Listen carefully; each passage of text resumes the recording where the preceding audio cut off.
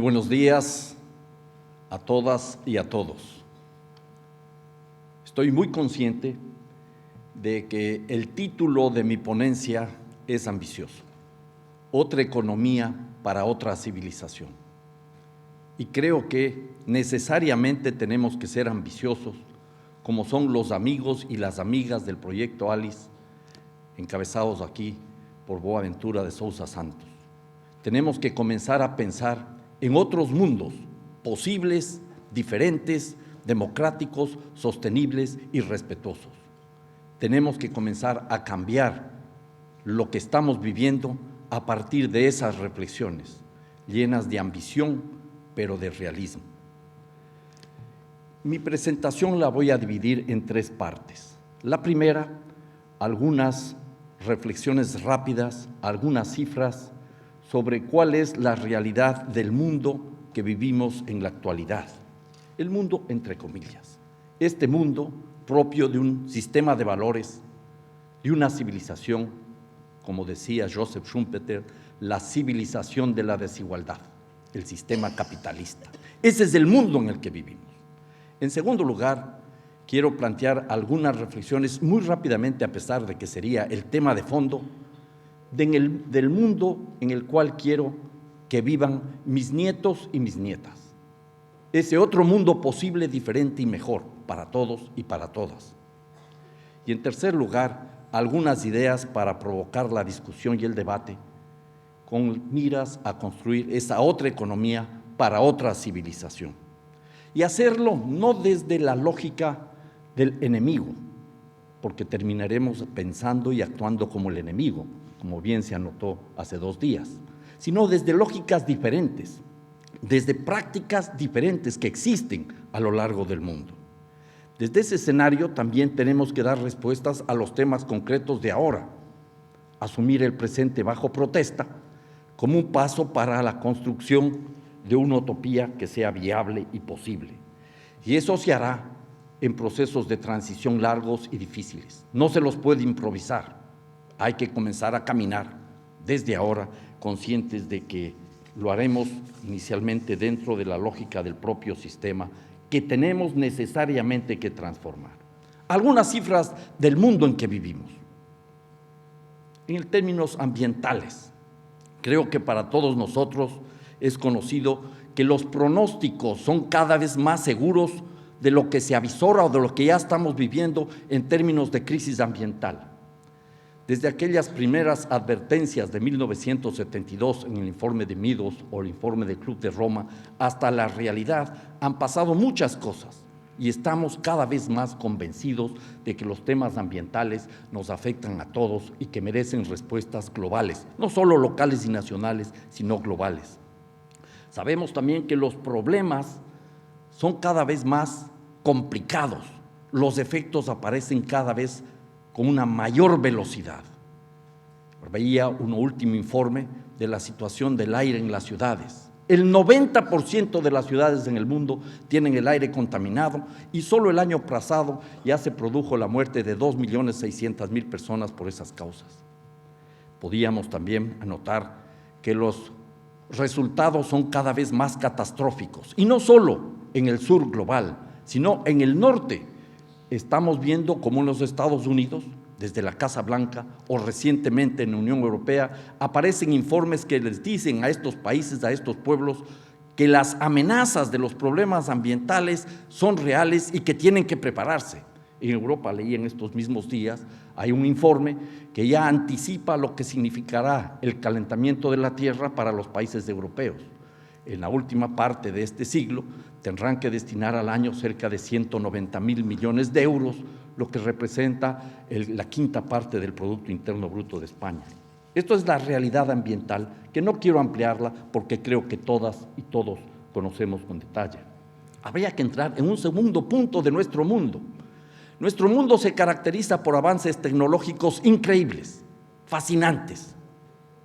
Cada uno de nosotros, sobre todo los mayores, podemos contar historias de cómo fuimos asumiendo paulatinamente todos los avances en el ámbito de la comunicación, desde el radio con tubos al radio a transistor, la televisión, el internet y todos los otros avances que nos van condicionando la vida de una u otra manera. Sin lugar a dudas, la ciencia y la tecnología han dado pasos agigantados, pero están en una grave crisis, porque son ciencia y tecnología al servicio de la acumulación del capital. Un par de ejemplos. Mencionaba aquí Boa y algunos otros de los expositores que cada día se van a la cama con hambre, si es que tienen cama, más de 800 millones de personas. Hay cifras que dicen que 1.000 millones de personas en el mundo se van a dormir con hambre. Eso es algo intolerable. En un mundo donde hay 7.000 millones de personas, tenemos capacidad y producimos alimentos para 11.000 millones de personas. No es una falta de producción de alimentos, es una mala distribución de alimentos y es un enorme desperdicio de alimentos. Datos de la FAO, de Naciones Unidas, nos dicen que cada año se desperdician 1.300 millones de toneladas de alimentos. No solo en el norte global, sino también en el sur global.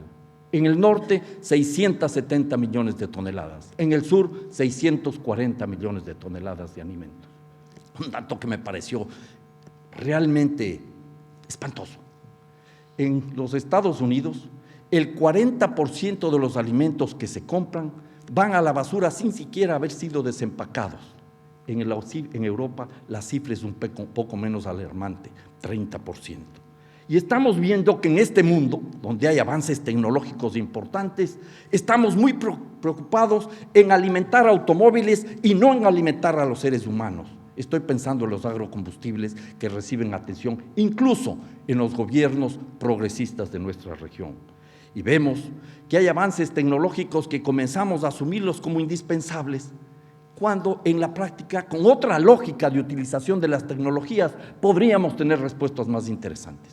Un estudio reciente demuestra que en los Estados Unidos el uso de los taladros, no sé cómo se dice taladros en portugués y no sé si me entienden, ese aparato que se utiliza para hacer agujeros, para colgar un clavo, para colocar un clavo y colgar un cuadro, el uso de los taladros que ya está presente en casi todos los hogares no pasa de 18 minutos al año, pero todos queremos tener un taladro y todos queremos estar en el último alarido de la moda tecnológica, cuando ya no tenemos ni tiempo para utilizarlos.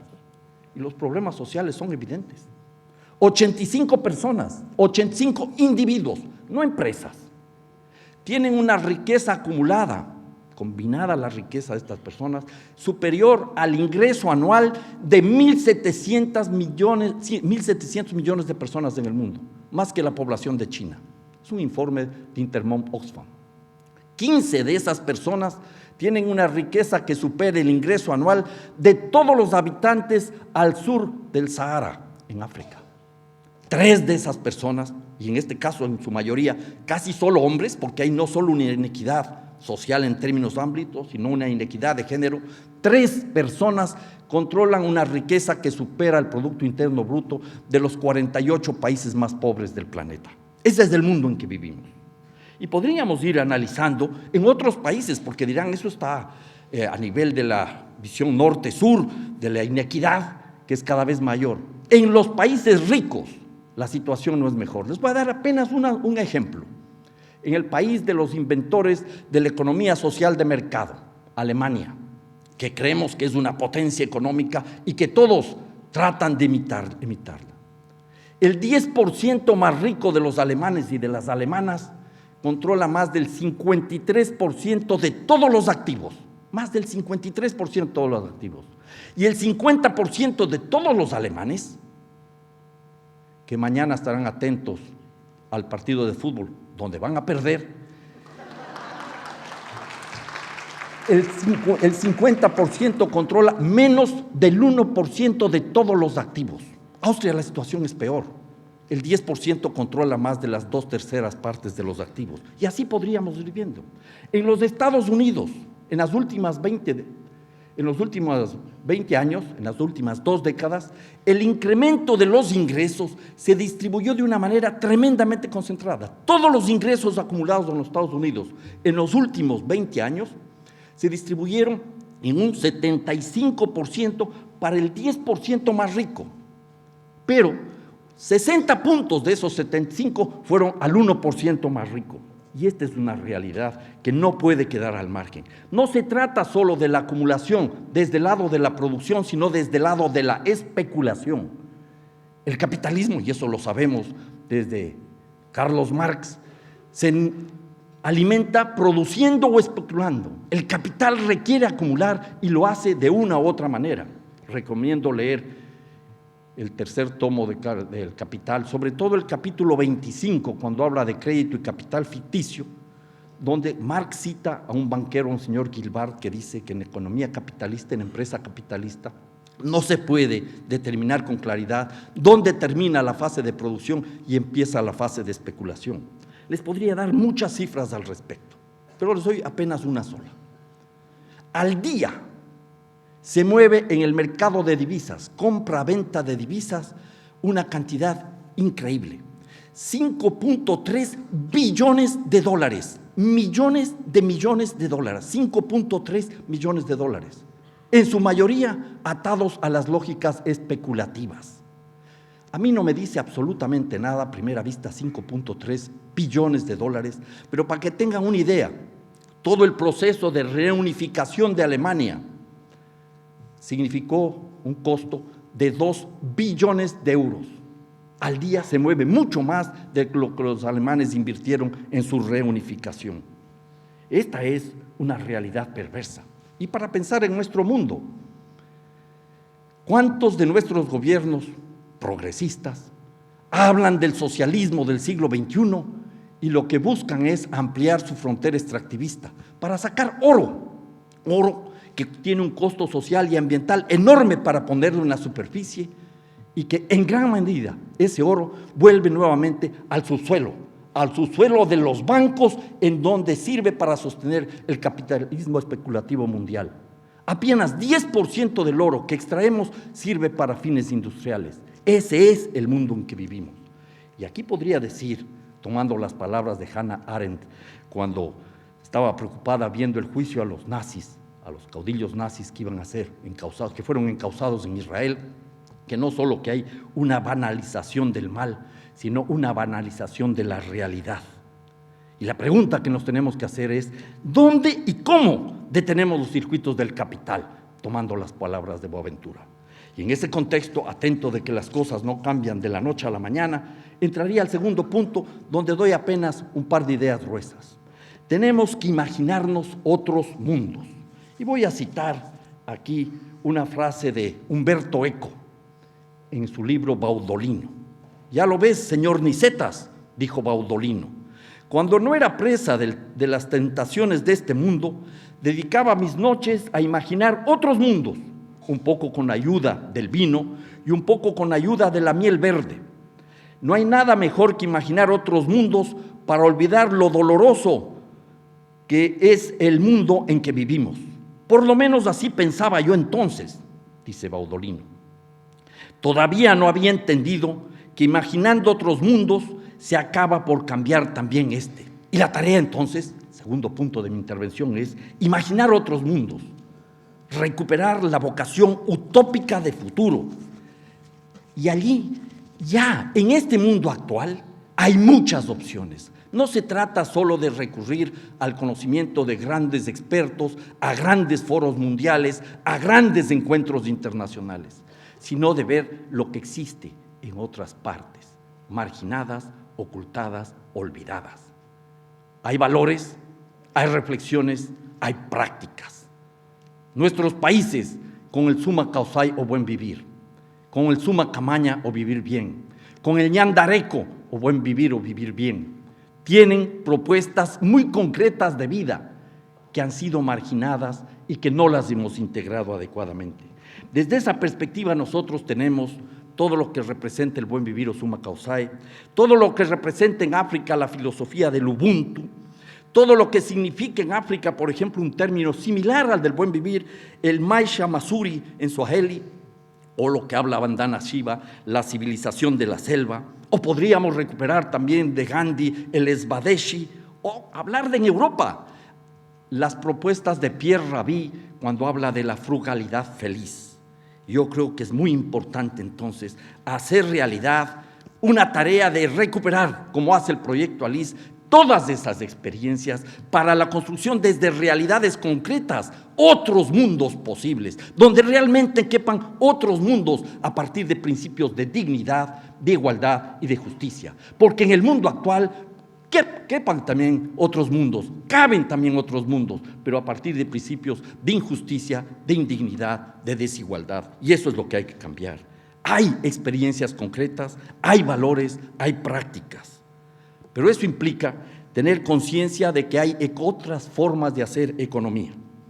Podría mencionar y profundizar en las prácticas del mundo andino, la minca, el ranti-ranti, el huaqui, la ullanza, la uniguya, la chuchina, la maquipurarina, la maquicuna y otras muchas más. Podíamos y debemos aprender de todos los aportes de pensadores notables como Paul Singer, que está aquí, mi amigo José Luis Corrallo o el compañero Laville, que han trabajado mucho en el ámbito de la economía solidaria. Yo creo que esos son algunos de los puntos fundamentales en donde nosotros tenemos que trabajar. Ese es el mundo en donde yo quiero que vivan mis nietos y mis nietas, y en donde todos podamos tener una vida con dignidad. Y para lograrlo, concluyo muy rápidamente, con 5 ideas fuerza. La primera, tenemos que desmontar la religión del crecimiento económico. El crecimiento económico no puede ser más el motor de la economía, por muchas razones. Y si desmontamos el motor de la economía, visto en el crecimiento económico, tenemos que dar paso para dejar atrás las ideas del desarrollo en su visión unilateral y, por supuesto, del progreso en su vertiente productivista. Necesitamos y tenemos que asumir que no puede seguir creciendo la economía porque vamos a poner en riesgo la vida misma de la humanidad.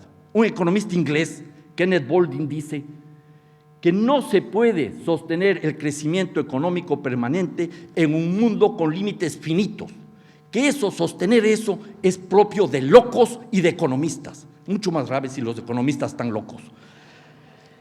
Y esta es una idea que ya viene desde mucho tiempo atrás. Esta idea de repensar el crecimiento económico viene ya desde la época de John Stuart Mill. En 1848, cuando se publicó el manifiesto del Partido Comunista, ya hablaba él, desde una economía ortodoxa, liberal, de la necesidad de la economía estacionaria. Pero ojo, no estamos pensando aquí en que el decrecimiento económico que plantean personas como Latour en Francia o como Nico Pesch en Alemania representa entrar en una fase de depresión y recesión. No, para nada. Nosotros tenemos que asumir esto no como el mantenimiento del status quo, para que los ricos sigan viviendo en los niveles de bonanza que han alcanzado gracias a la explotación de la naturaleza y de los pueblos del mundo, y el resto en la miseria. No, de ninguna manera. Nosotros tenemos que plantearnos entonces cuestiones muy concretas. Hay que decrecer en la producción de armamentos. ¿Hasta cuándo vamos a sostener las guerras produciendo armamentos? No digo que las guerras se producen porque hay armas, pero las guerras se alimentan porque hay gente que vive y gana de la venta de armas. Esos son temas importantes. Y si hablamos de postcrecimiento, sobre todo en los países del norte, tenemos que hablar de post-extractivismo en los países del sur. En nuestros países no se construye el socialismo del siglo XXI. A lo sumo hay el extractivismo del siglo XXI. Un segundo punto importante. Tenemos que dar paso a la desmercantilización de la economía, empezando por la desmercantilización de la naturaleza. En nuestro país, en la Constitución, establecimos ya que el agua es un derecho humano fundamental y se prohíbe toda forma de privatización del agua. Lamentablemente, el gobierno no cumple la Constitución, no da paso a la desprivatización, no da paso a la redistribución del agua. Tenemos que entrar también en el ámbito de la desmercantilización con los comos o los bienes comunes. Hace 2 días escuchábamos ese reclamo sentido de un amigo músico de Boa, que reclamaba porque hay una suerte de marginalización del arte y de la cultura.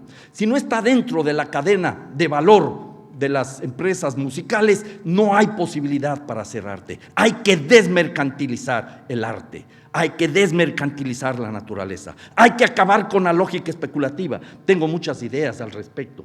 Tenemos que comenzar a pensar también cómo desmercantilizamos el trabajo. Hay mucha gente que trabaja por solidaridad. Hay que recuperar ese tipo de trabajo. Yo diría que es importante entonces aquí dar paso a lo que decía Karl Polanyi, ya hace mucho tiempo atrás. El mercado puede ser un buen sirviente, pero será siempre un pésimo amo. Y si hablamos de desmercantilización, habrá que incorporar otros criterios como el de la subsistencia y el de la suficiencia, no tanto el de la eficiencia. Un tercer punto, y voy concluyendo. Hay que descentralizar la economía. Hay que recuperar el protagonismo y el control de las comunidades en la toma de decisiones.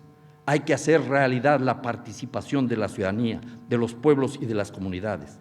Los presupuestos participativos, un ejemplo concreto, pero ahí tenemos otras opciones mucho más potentes. La soberanía alimentaria, la soberanía energética, controlada no desde el gobierno central, sino desde las comunidades, para que entendamos y hagamos realidad que una persona es realmente soberana, no porque tiene mucho, sino porque necesita poco en función de satisfacer sus reales necesidades. Un cuarto punto clave, hay que distribuir el ingreso y redistribuir la riqueza. Eso implicará, por supuesto, el tema de la cuestión del poder. Reforma agraria, redistribución del agua, redistribución en el tema de las cadenas de valor comercial de los productos alimenticios, políticas públicas que alienten la educación. Le escuchábamos al presidente de la CLACSO aquí al inaugurar este seminario como algo positivo el hecho de que muchos latinoamericanos salen al exterior a estudiar. ¿Pero estudiar qué? ¿Y dónde? Van a estudiar el buen vivir en España para después enseñarnos el buen vivir de los españoles. Esa es la realidad. Concluyo. Hay que hablar el tema de los tributos, impuestos a la herencia, impuestos a los patrimonios, impuestos a los que más ganan y a los que más tienen.